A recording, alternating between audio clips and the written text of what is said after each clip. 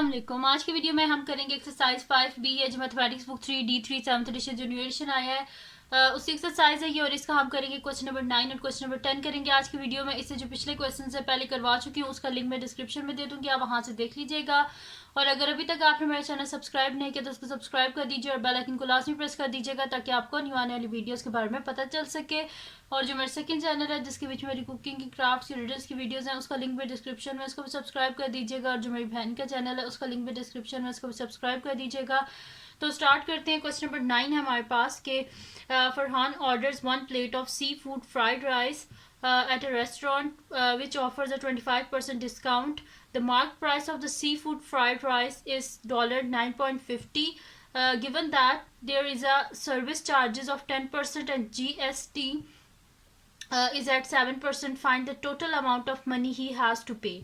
अब हमने क्या करना है, देखें इसमें सबसे पहले तो उसको समझना पड़ेगा ये क्या रहे हैं। इसमें कह रहे हैं कि एक बंदा था फरहान उसका नाम था, उसने सी फूड फ्राइड राइस उसने ऑर्डर किए थे जिनकी प्राइस क्या थी $9.50। उस पर उनने क्या किया, उसे सबसे पहले डिस्काउंट दिया 25% का। फिर उन्होंने बताया कि इसके ऊपर 10% सर्विस चार्जेस भी लगेंगे और 7% इसके ऊपर GST भी लगेगा, ठीक है। तो वो सब मिला के हमने बताना है कि टोटल उसने कितने पैसे जो है ना वहाँ पे पे किए थे, यानी कि उस फूड के टोटल कितने पैसे थे। तो सबसे पहले तो हम इसका डिस्काउंट निकाल लेते हैं। डिस्काउंट के बाद सर्विस चार्जेस के बाद GST, फिर इन सब को मिला के देखते हैं कि क्या आंसर हमारे पास आता है, ठीक है। तो यहाँ पे स्टार्ट कर लेते हैं इसका सोल्यूशन। सबसे पहले डिस्काउंट को फाइंड आउट कर लेते हैं। तो मैं यहाँ पे लिख देती हूँ सोल्यूशन। तो मैं यहाँ पे लिख देती हूँ डिस्काउंट क्या था 25%, और टोटल उसने पे कितना, मतलब कि टोटल जो मार्क प्राइस थी वो क्या थी $9.50। तो मैं यहाँ पे लिख देती हूँ discount is equals to 25% off $9.50। 25% है, 25% की जगह नीचे 100 आ जाएगा, मल्टीप्लाई बाय $9.50, ठीक है। ये हो गया मेरे पास। अब 25 1 जा 25, 25 4 जा 100, यानी कि मेरे पास क्या हो जाएगा $9.50 डिवाइडेड बाय 4। तो अब कैलकुलेटर से इसको डिवाइड करके देख लेते हैं कि हमारे पास क्या आंसर आएगा। 9.50 डिवाइडेड बाय 4, तो इसका आंसर आ रहा है 2.375। तो यानी कि मैं यहाँ पे लिख देती हूँ कि क्या डिस्काउंट निकाल के क्या उसकी टोटल, यानी कि हमने डिस्काउंट फाइंड आउट कर लिया है कि अगर टोटल प्राइस $9.50 है तो उस पर से कितना डिस्काउंट मिलेगा, $2.375 का डिस्काउंट उसे मिला है, ठीक है। डिस्काउंट हमने फाइंड आउट कर लिया। अब डिस्काउंट के बाद हमने अब क्या फाइंड आउट करना है, सर्विस चार्जेस। तो मैं यहाँ पे लिख देती हूँ सबसे पहले डिस्काउंट तो हो गया ये। अब फाइंड आउट करते हैं सर्विस चार्जेस, ठीक है। तो वो मैं नेक्स्ट शीट ले लेती हूँ, उस पर हम कर लेते हैं यहाँ पे सर्विस चार्जेस। तो मैं यहाँ पे लिख देती हूँ कि सर्विस चार्जेस, क्वेश्चन में क्या लिखा था, सर्विस चार्जेस कितने हैं 10% है। तो मैं इधर लिख देती हूँ 10% मल्टीप्लाई बाय, अब वो जो 10% है ना सर्विस चार्जेस, वो उस अमाउंट पे डिस्काउंट को निकाल के, जो मार्क प्राइस है उसमें से डिस्काउंट को निकाल के जो पैसे बनते हैं ना वो, यानी कि डिस्काउंट निकाल के जो पैसे हैं उन पे हमने सर्विस चार्जेस लगाना है, ठीक है। तो वो चीज़ मैं यहाँ पे भी लिख भी देती हूँ कि मार्क्ड प्राइस माइनस डिस्काउंट, ठीक है। जो मार्क प्राइस है ना उसमें से डिस्काउंट को निकाल के उसके बाद जो पैसे हैं उन पे सर्विस चार्जेस लगेंगे। तो 10% मल्टीप्लाई बाय मार्क प्राइस क्या थी $9.50 माइनस डिस्काउंट कितना था, अभी मैंने फाइंड आउट किया था $2.375। तो यहाँ पे $2.375, ठीक है। तो यहाँ पे हो जाएगा 10% मल्टीप्लाई बाय, इसको माइनस करके देख लेते हैं क्या आता है। तो 9.50 माइनस 2.375, तो इसका आंसर आ रहा है 7.125, ठीक है 7.125। तो 10% मल्टीप्लाई बाय 7.125, परसेंट को हटाएंगे तो 100 आ जाएगा। 10/100 मल्टीप्लाई बाय 7.125, ये 0 और 0 कैंसिल आउट, यानी कि 7.125 divided by 10 is equals to, ये जो आंसर आया ना इसी को मैं डिवाइडेड बाय 10 कर लेती हूँ। तो ये मेरे पास आ जाएगा 0.7125, यानी कि इसके ऊपर जो सर्विस चार्जेस हैं वो कितने हैं $0.7125। तो मैं यहाँ पे लिख देती हूँ कि ये आ गए हमारे पास इसके service charges 0.7125। Service charges discount भी निकाल लिया, सर्विस चार्जेस भी निकालिए। अब क्या करना है, जीएसटी को निकालना है। ठीक है, तो मैं यहाँ पे लिख देती हूँ GST payable is equals to, कितना था जीएसटी, क्या लिखा था क्वेश्चन में कि जीएसटी क्या है 7%, तो मैं यहाँ पे लिख देती हूँ 7%। ठीक है, मल्टीप्लाई बाय, अब हमने क्या 7%, अब मार्केट प्राइस जो थी उसमें से डिस्काउंट को निकाल देना है हमने, और साथ में ये सर्विस चार्जेस मिला के जो पैसे होंगे ना उन पे जीएसटी लगेगा। ठीक है, यानी कि मार्केट प्राइस, ठीक है, मैं यहाँ पे लिख देती हूँ मार्केट प्राइस माइनस डिस्काउंट। ठीक है, और ये सर्विस चार्जेस को ऐड करना है अभी इसमें, सर्विस चार्जेस। ठीक है, यानी कि जो डिस्काउंट बीच में से निकाल के, ठीक है, और जो सर्विस चार्जेस हैं उनको ऐड करके उस पे जो है ना वो जीएसटी लगेगा। तो यहाँ पे ये मेरे पास हो जाएगा 7% मल्टीप्लाई बाय मार्केट प्राइस क्या थी डॉलर, हमारे पास थी 9.50, माइनस डिस्काउंट क्या था वो यहाँ पे मैंने निकाला था 2.375, तो यहाँ पे मैं लिख देती हूँ डॉलर 2.375 प्लस सर्विस चार्जेस क्या आए थे 0.7125, तो डॉलर 0.7125। ठीक है जी, इज इक्वल्स टू 7% इंटू, अब इसको हम सॉल्व कर लेते हैं। ठीक है, तो मैं यहाँ पे लिख देती हूँ 9.50 माइनस 2.375 प्लस 0.7125। ठीक है, तो इसका आंसर क्या आ रहा है 7.8375। ठीक है, ये मेरे पास आ रहा है, ये देखें 7.8375। तो मैं यहाँ पे लिख देती हूँ 7% मल्टीप्लाई बाय 7.8375, को हटाएंगे नीचे 100 आ जाएगा, 7/100 मल्टीप्लाई बाय 7.8375।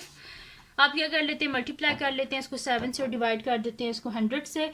तो मैं जो आंसर आया था इसी को मल्टीप्लाई कर देती हूँ, सॉरी मल्टीप्लाई करना था 7 से, तो मल्टीप्लाई करके 7 से आ रहा है 54.8625। तो मैं यहाँ पे लिख देती हूँ 54.8625 divided by 100 is equals to, अब देख लेते हैं कि हमारे पास क्या आ रहा है, तो डिवाइडेड बाय 100, तो इसका आंसर आ रहा है मेरे पास 0.548625। ठीक है, तो मैं ये पूरा ही लिख देती हूँ ताकि आंसर में हमारे कोई पॉइंट्स का भी इशू ना आए। तो मैं यहाँ पे लिख देती हूँ GST payable is equals to 0.548625। ये हो गया मेरे पास।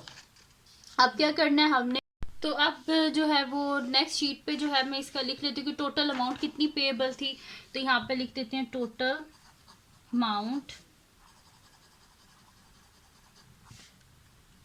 Amount payable is equals to क्या है हमारे पास, यहाँ पे मैं लिख देती हूँ सबसे पहले मार्केट प्राइस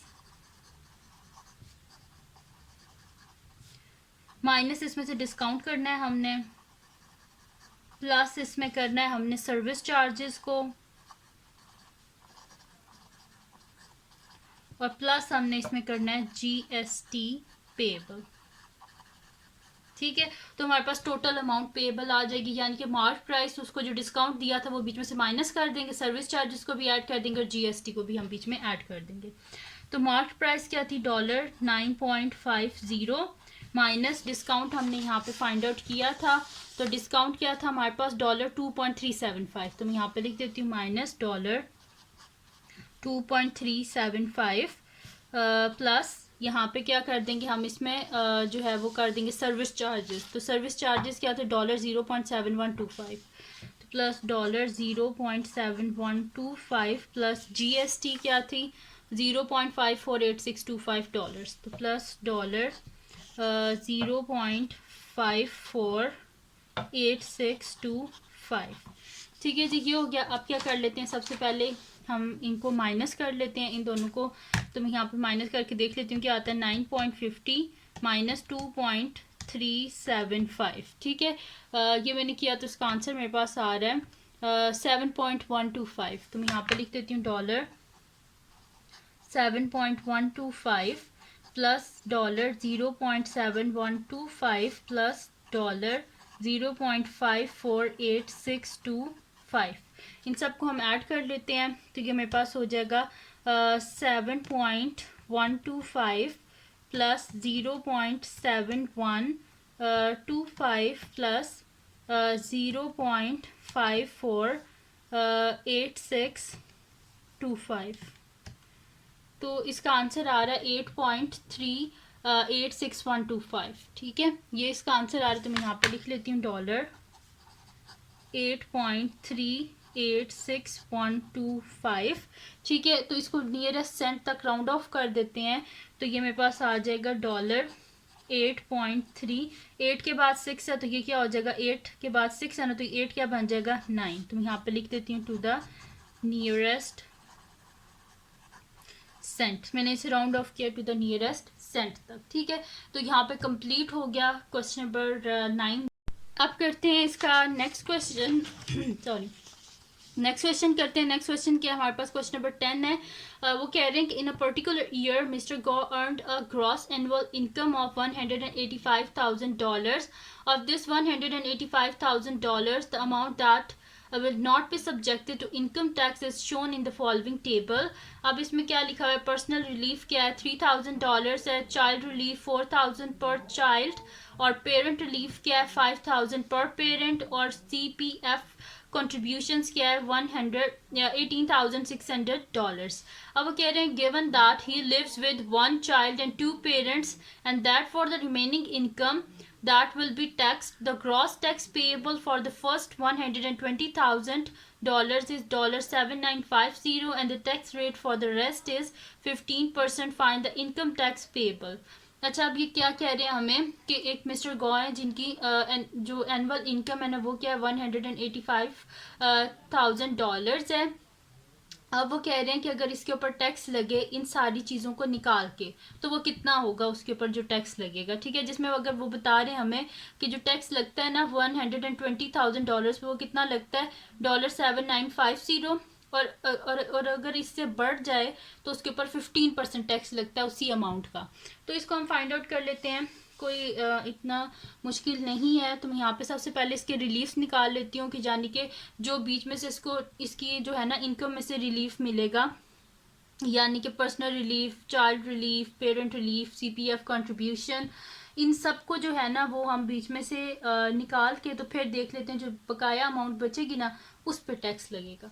तो अब इसको हम सॉल्व कर लेते हैं। मैं यहाँ पे लिख लेती हूँ कि सबसे पहले तो कि टोटल रिलीफ्स इसको कितने मिले हैं, तो total reliefs is equals to, सबसे पहले तो क्या है यहाँ पे पर्सनल रिलीफ यानी कि उसे खुद का जो मिलेगा वो क्या है $3,000, ये है जो है ना एनुअल है यानी कि ईयरली है। चाइल्ड रिलीफ कितना है 4,000। अब देखते हैं इसकी फैमिली जो है उसमें कितने जो है चाइल्ड, वन ही चाइल्ड है, इस वजह से सिर्फ $4,000 ही होगा, $4,000 प्लस पेरेंट रिलीफ कितना है $5,000 है, और इधर क्या लिखा हुआ है 2 पेरेंट्स यानी कि 2 मल्टीप्लाई बाय $5,000। फिर उसके बाद क्या है CPF कंट्रीब्यूशन, तो वो तो यही लगेगा $18600। अब इन सब को ऐड कर लेते हैं, टोटल रिलीफ आ जाएगा। तो सबसे पहले इसको 2 से मल्टीप्लाई कर देते हैं, 2 × 5,000, तो ये क्या हो जाएगा मेरे पास 10,000। तो इस सबको लिख लेते हैं यहाँ पे $3,000 प्लस $4,000 प्लस जब 5,000 को 2 से करेंगे तो क्या आ जाएगा 10,000 प्लस $18600। अब इन सब को ऐड कर लेते हैं, तो ये मेरे पास हो जाएगा 3,000 प्लस 4,000 प्लस इसमें कर देते हैं हम 10,000, 10 1 2 3 10,000 प्लस 18600, तो ये मेरे पास आ रहा है 35600। ठीक है, तो मैं यहाँ पे लिख देती हूँ $35600, $35,600। अब टैक्सेबल जो इनकम है वो निकाल लेते हैं कि इसकी टोटल जो एनुअल इनकम है ना उसमें से ये रिलीफ्स को हम माइनस कर देते हैं। तो मैं यहाँ पे लिख देती हूँ कि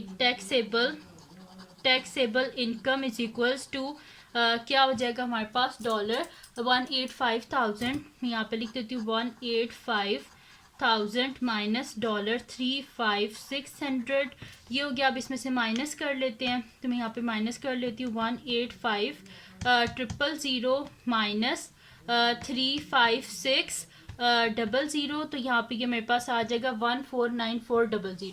तो मैं यहाँ पे लिख देती हूँ $1,494,000, ये हो गया मेरे पास। ठीक है, अब लगना है इसके ऊपर टैक्स। तो फर्स्ट 120,000 पे कितना टैक्स था क्वेश्चन में, उन्होंने क्या बताया 7,950।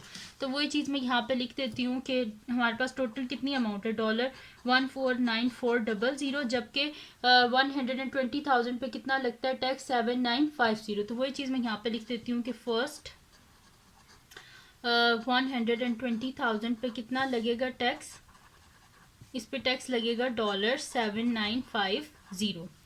अब क्या करते हैं हम 1,494,000 में से ये 120,000 को माइनस कर देते हैं, देख लेते हैं पीछे कितने बचते हैं। तो 1,494,000 माइनस 120, 1 2 3, ठीक है।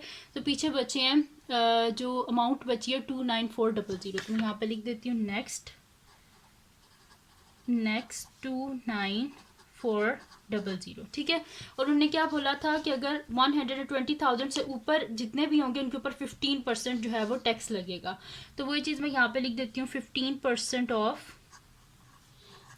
294,000। तो परसेंट है तो 15/100 मल्टीप्लाई बाय 294,000, ये जीरोज और zeros cancel out, 15 multiply by 294, तो ये मेरे पास क्या आ जाएगा यहाँ पे 15 को मल्टीप्लाई कर लेते हैं, तो 15 मल्टीप्लाई बाय 294, तो इसका आंसर आ रहा है 4410, ठीक है। तो मैं यहाँ पे लिख देती हूँ, इसके साथ आना था डॉलर, यहाँ पे भी डॉलर डॉलर, ठीक है। तो और यहाँ पे भी डॉलर्स आना था, ठीक है। साइन साथ में लाजमी डालिएगा ताकि पता चले कि ये जो है ना किसी पैसों की बात हो रही है कि करेंसी की बात हो रही है, ठीक है। तो 294 को जब 15 से मल्टीप्लाई किया तो क्या आ रहा है $4410, ठीक है जी। अब इनकम टैक्स पेएबल, अब हमने बताना है कि टोटल से कितना पे करना है। तो यहाँ पे लिख देती हूँ इनकम टैक्स पेएबल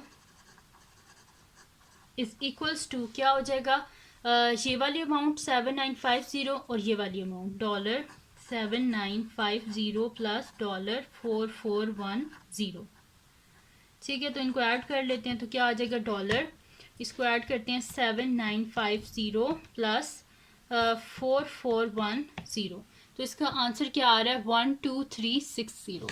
तो मैं यहाँ पे लिख देती हूँ $12360, ठीक है। तो ये आ गया इसका आंसर। और ये थी आज की वीडियो जिसमें मैंने आपको करवाया एक्सरसाइज जो है 5B है, जो D3 की 5B एक्सरसाइज, उसका मैंने आपको करवाया क्वेश्चन नंबर 9 और क्वेश्चन नंबर 10।